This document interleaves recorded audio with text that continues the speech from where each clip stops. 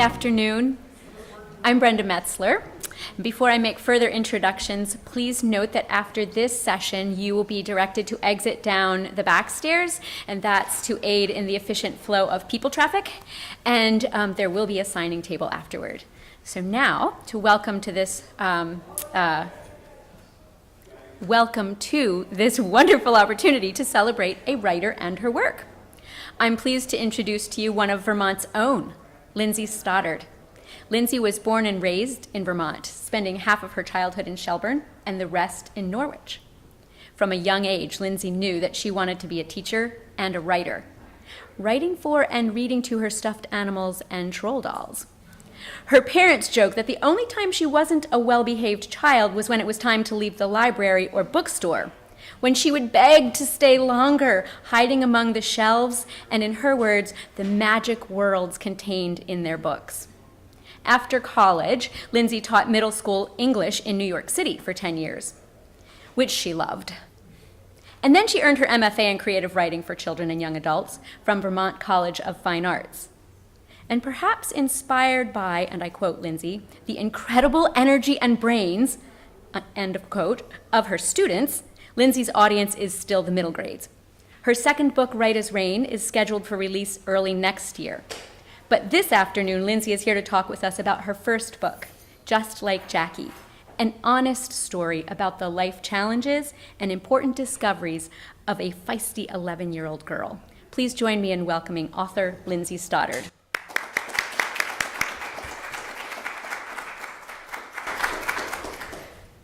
Hi, thank you so much. That was an excellent introduction. I am so happy to be here. Having written a book and talking about it in one of my hometowns, my parents live here now, and having my book on the shelf at Yankee Bookstore and all the bookstores in Vermont is really, it's actually pretty childhood dreamy for me. So I'm soaking this all in and really feeling grateful to be here. And thank you guys for coming, braving the rain. And I don't know if you know that Archer Mayer is going at the same time, so thank you for being here, because Archer Mayer is so awesome. But I really appreciate your support, and I'm really excited to share a little bit more about Just Like Jackie and the story behind how this book came to be. Just Like Jackie is the story of 11-year-old Robinson, and she lives with her only family member, her grandpa. She's growing up in Vermont, and she is feisty, she's tough as nails. She stands up for what she believes in. She defends herself and her family and her name, Robinson, which was given to her by her grandfather. She's named after the great Jackie Robinson. And she has a little bit of a hard time staying out of trouble at school, which you'll find on the first page. She helps her grandfather with everything. She's really his right hand. She knows how to fix the cars at his mechanic's shop. She knows how to boil the sap into maple syrup in the backyard. And she's finding that more and more she's having to help him with some of the simpler stuff because his memory isn't what it used to be. She's having to help him remember which comes first, socks or shoes, and how to boil the water for the macaroni and cheese that they've made all of her childhood. And she wants to defend her grandpa and her relationship and her family, so she keeps his memory a secret for him, because she doesn't want the family to be split up. She doesn't want to be separated from her grandpa. And so she's keeping it a secret from all the adults that she knows at school. And in the meantime, she's feeling a little angry about some of the kids that are bullying her about her name. And so she's got a lot of emotions and a lot of toughness. Let's see. I want to share a little bit more about how this book came to be, a little bit more about me, and a little bit why I love to write for kids and what it's like to write for kids.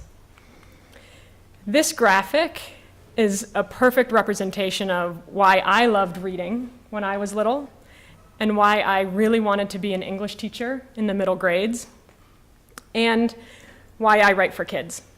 I think that books can be all of these things for kids.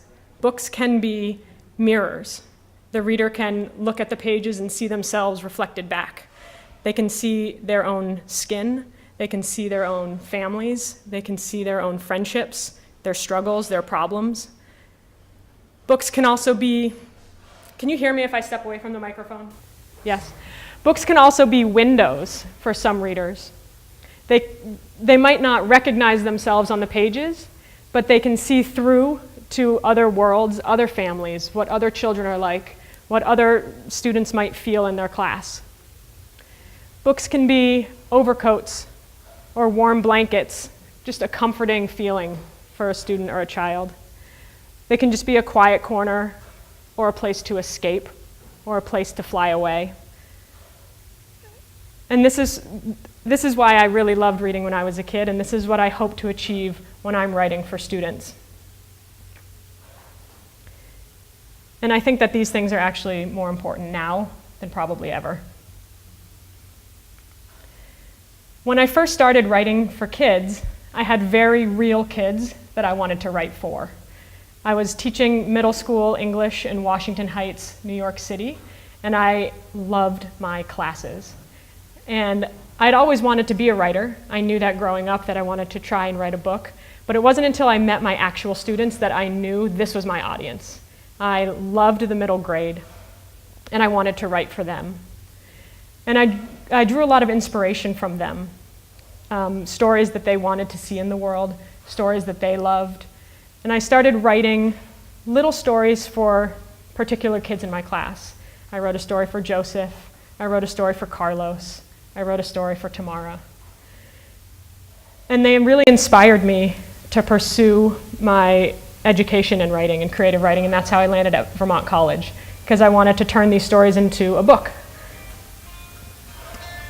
And it was at Vermont College that I met one of my advisors, and he said, "These students may always be your inspiration for writing, but you might want to try thinking about writing for little Lindsey, 10-year-old, 11-year-old Lindsey.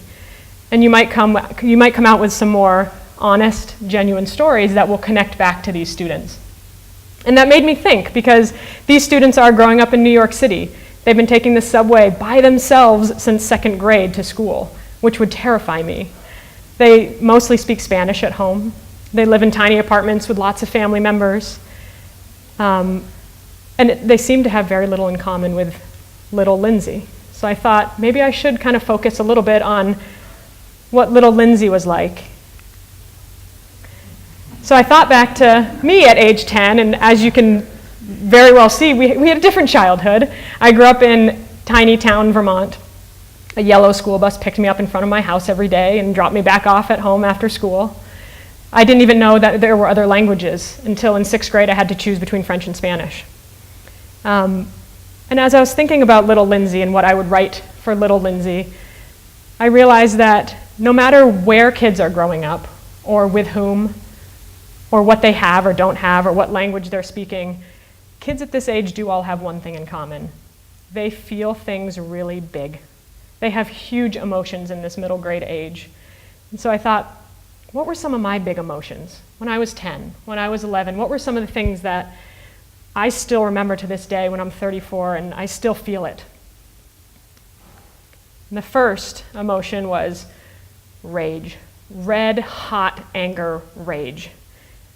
In the backyard, I was watching a robin's nest, waiting for them to hatch. And I remember every day I would set up the step stool and I wouldn't touch the nest because my mom told me the mommy bird wouldn't come back if they smelled the human. So I would watch with my hands behind my back and I'd peer in, and I was waiting for these robin's eggs to hatch into birdies. And I remember eating dinner one night, looking out the window, and Ryan, neighborhood Ryan, was dragging his wiffle ball bat up the street. And I watched him climb the step stool that I had set up to watch the birdies. And I watched him swing. And I watched the robin's eggs splatter across my yard. And I still feel the rage that I felt as 10-year-old Lindsey when I talk about it now. And I remember my fists clenching into balls. And everything else happened really quick. I watched him walk home, and I didn't mean to follow him. And I don't think I meant to knock on his door, and I certainly did not mean to punch him in the face. But I did.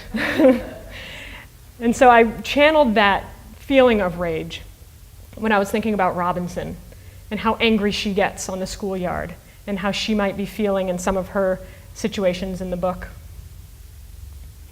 Another emotion that I remember very well growing up was sitting with my grandpa. My grandpa had Alzheimer's too, just like the grandpa and just like Jackie. And I remember sitting with him when I was about 10 or 11, and he would be talking to me and he wouldn't remember the ends of his sentences. And I remember thinking that I didn't know if I should try to finish them for him, or if I should let him try and find it himself, or if I should just change the subject or just sit there and hold his hand and say it was okay. I was sad and I was confused. And I remember that feeling now, still thinking about my grandpa. And so when I think about Robinson and the relationship with her grandpa, I use this feeling.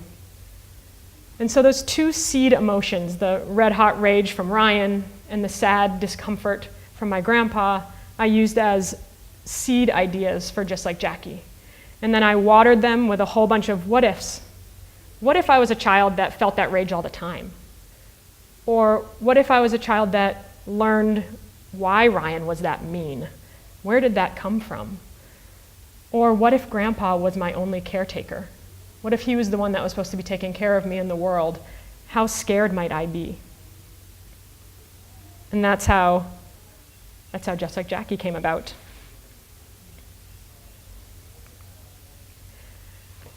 Some of you guys probably recognize this picture, but this is, for the book, I took a lot of what I did know, like maple sugaring in Vermont. This is my grandpa's sugar house.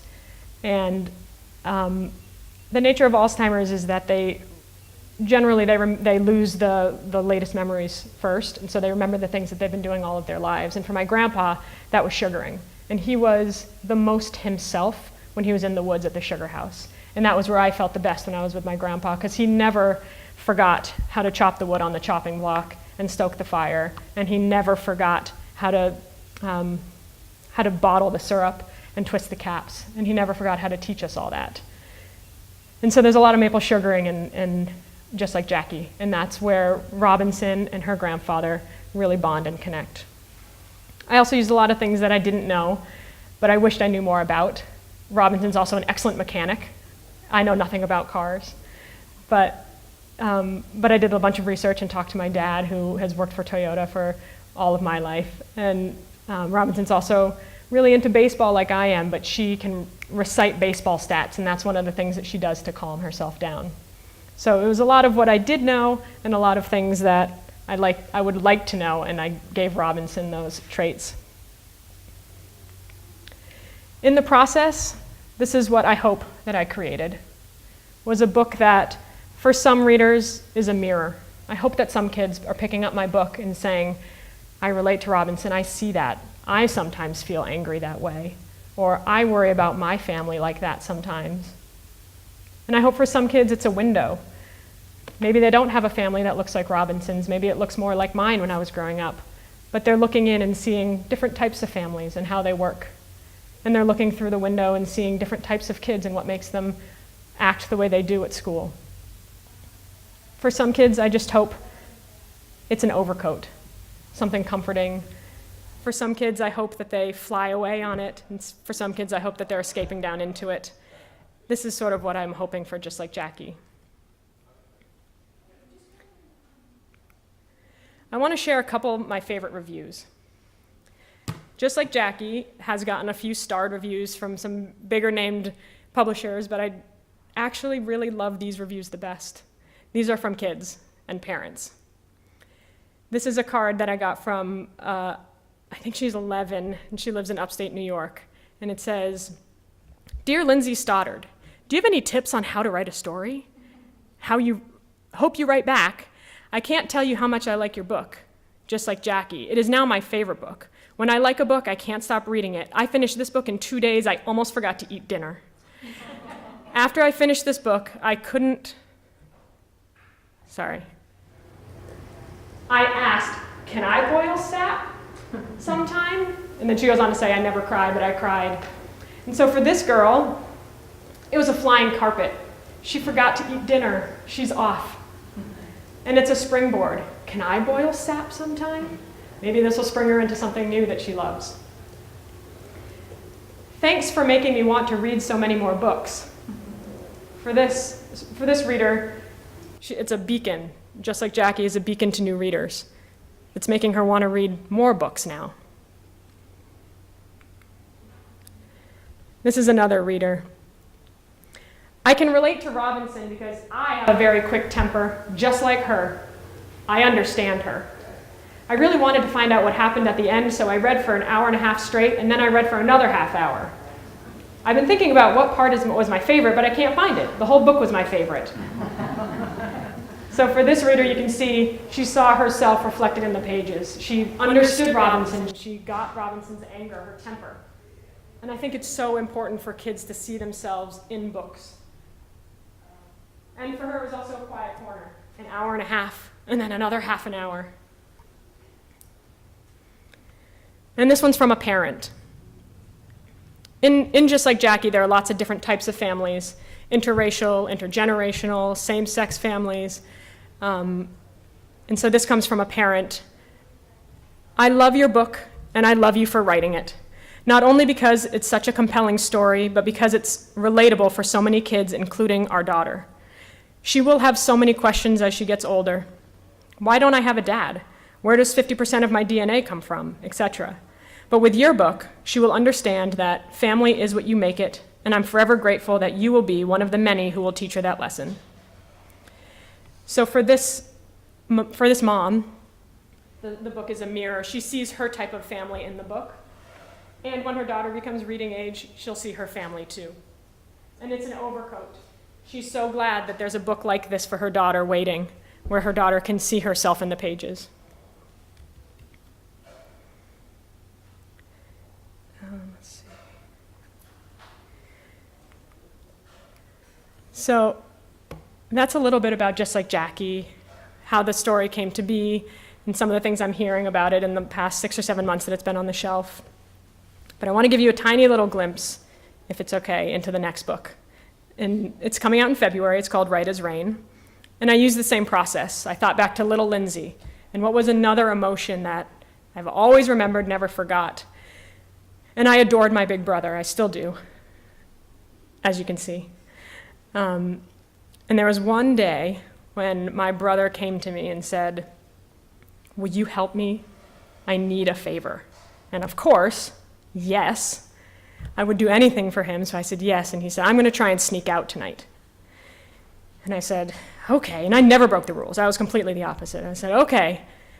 And he said, "I'll come and get you, and then we'll count to 3, and you're going to flush the toilet so that Mom and Dad don't hear me open the door."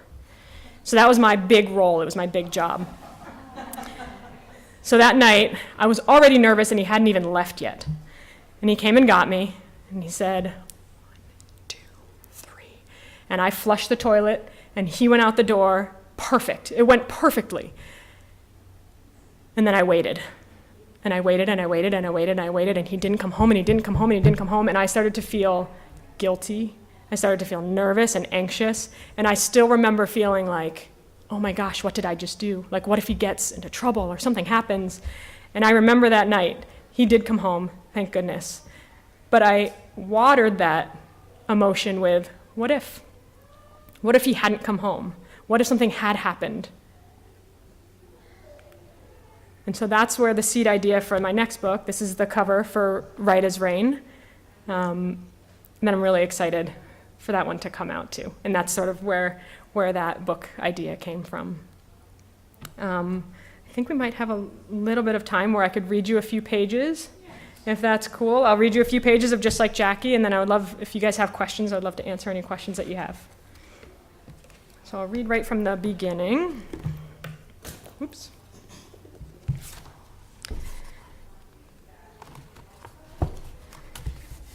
Just Like Jackie.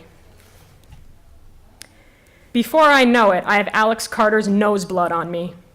My fist is tingling, and his blood is squirted up the right sleeve of my sweatshirt. Everyone is crowding around, and Alex is crying like some tiny baby. "She's crazy," he screams and points right at me. "She punched me." He shouldn't have called me Robin. Maybe his face would be all in one piece, and he wouldn't be sobbing like a weenie if he knew when to shut his mouth. Baseballs drop to the hard-packed snow, and all the players rush to third base where Alex is crying, and I'm standing over him. Everyone else is abandoning their snowmen and games of tag and running fast to surround us. Fight, fight, fight. They're probably all thinking, it's about time Alex Carter got popped. And they're right. Derek's fumbling over now, too, as fast as he can and yelling, Robbie, wait! But his feet are too big, and he's the slowest kid in the grade, and he'd be no help in a fight anyway. Too scrawny. The teachers are sprinting across the yard to get between us, but I'm in ready position. Right fist up to strike if I have to, left hand inside my baseball glove, blocking my face. I should have known Alex wouldn't do anything but cry and bleed in the snow. He's the biggest bully in the 5th grade, but I shut him up good. He's not laughing at me now and flapping his arms and calling me a motherless robin bird. A splatter of red is drying on my sleeve, and I don't give a crap. Tough people look tough. That's why Alex has long, flowy blonde hair like feathers and baby blanket blue eyes, and why my knuckles have his blood on them. And he was calling me a bird. My hair is blonde too, but dirty blonde, not all white and fluffy, and I don't wear it loose and flowy like he does. Mine is pulled back in 2 thick braids under my Dodgers hat. The braids aren't perfect either because Grandpa doesn't always pull them tight enough. So by the end of the day, all my curls are giving up on being good and start popping out left and right. I know how that feels. Alex is blubbering now and spraying snotty blood from his nose like it's going to kill him. It splatters like spilled transmission fluid, red splotches across the white ground. Grandpa taught me how to seal transmission fluid leaks under the hood of a 1999 Honda Civic at the garage. But I'm happy to let Alex sop up his bloody nose with the sleeve of his sissy boy snowboarding jacket.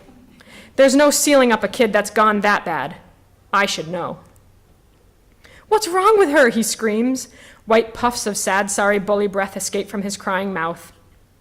The first teacher that gets there is telling him to tip his head back and pinch his nose and asking him if he's all right and making a big deal. Derek's still running and yelling, "It's not her fault!" Which feels pretty okay, because it's true, and no one else will believe me, but Derek does. Then Mr. Danny has me by the shoulders. That was not very ladylike, he says, all mean and close-jawed and under his breath, like he's sick of me, but also maybe secretly glad that someone finally gave that pest Alex what he deserved. What kind of ladies are you talking about, I say? The prissy snap-in-half kind who let stupid boys call them names? He pushes me away from Alex and toward the front door of the school, and all the kids who are out for recess are staring at me with their jaws hanging open. Derek's following behind us now, and he's out of breath. Not her fault. Mr. Danny shoos him off. Let her... But no one can hear the rest of what Derek is stammering because Alex Baby Carter yells out, "That's why people need moms, or they'll end up like her." He's crying at the same time, so he sounds all pathetic, but I'm not letting him get away with that crap. I try to wiggle out of Mr. Danny's hold, but he's tightened his grips on my shoulder. So I whip around and shout back, "You turned out mean and weak and pathetic. What does that say about your mom?" "Robbie!" Derek exclaims and pumps his purple fleece mitten in the air, and I can't tell if he's cheering me on or trying to get me to shut my mouth so I don't get in any more trouble than I'm already in. But either way, I know he's got my back. The rest of the kids in the yard are just standing around with their mouths hanging open. Mr. Danny nudges me across the yard toward the school. No one talks about my mom. Not even Grandpa. Not ever. I would listen to Grandpa if he talked about my mom and not get all mad. But he doesn't. Maybe because he forgets. The way he sometimes forgets why he folded his winter jacket and put it in his underwear drawer, or what goes first, socks or shoes. Or maybe he doesn't forget my mom at all. Maybe he just doesn't want to remember. I do, though, but I can't, not without Grandpa. And every time I ask, he closes up tighter than a rusted bolt. Thank you.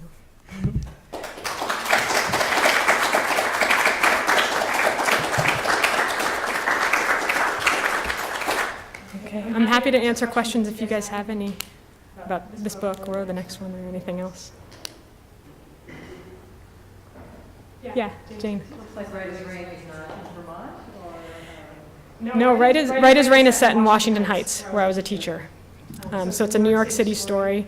The main character, Rain, moves from Vermont to New York City in a quick move after a traumatic family event. But it's a whole new setting, but it's still one of my heart places. So I've got my Vermont book and now my New York book. So what's next?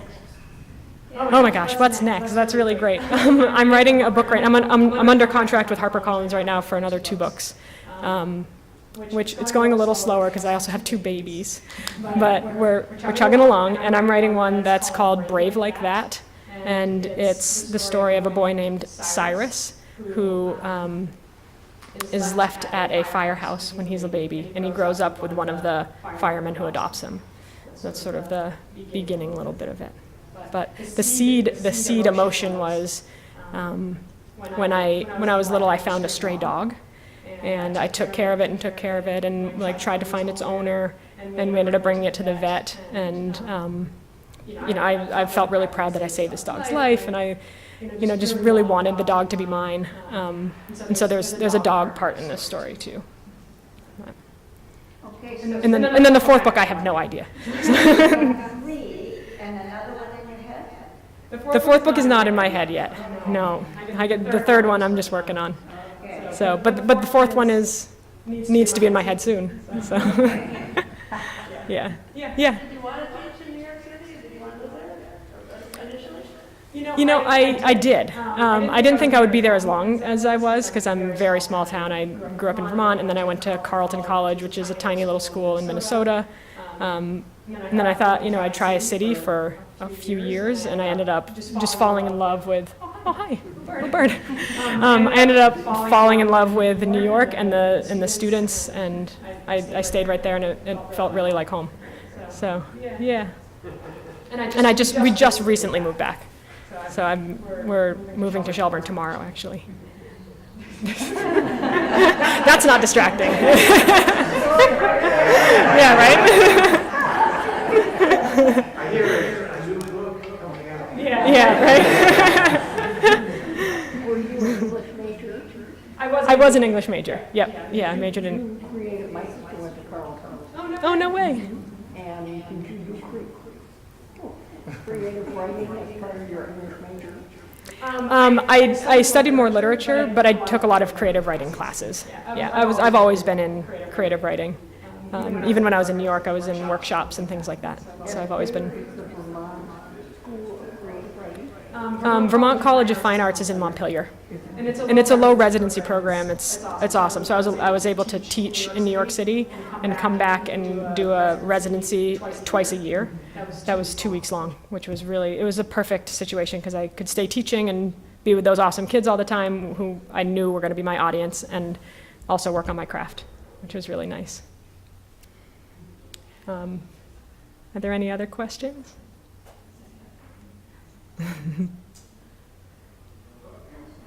Okay. All right. So I think I'm going downstairs to sign books if you guys have them. And that's great. Thanks so much for coming. I really appreciate it. Thank you.